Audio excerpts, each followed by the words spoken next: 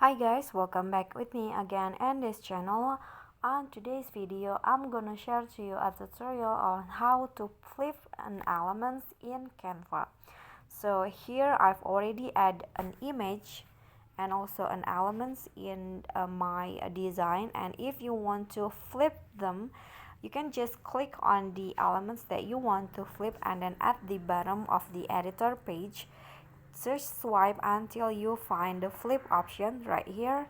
Click on this, and then you can just choose to flip it horizontally or flip it vertically. I'm going to flip horizontal first, like so, and also the vertical like this. You can just choose any of the flip option that you like.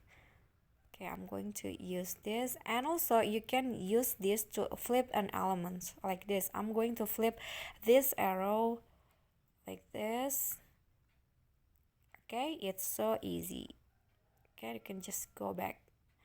Okay, so that is how you can flip an element in Canva. I hope this video is helpful to you. Don't forget to like, leave a comment if you have any question, and feel free to subscribe for more contents. I'll see you all on next video. Bye bye.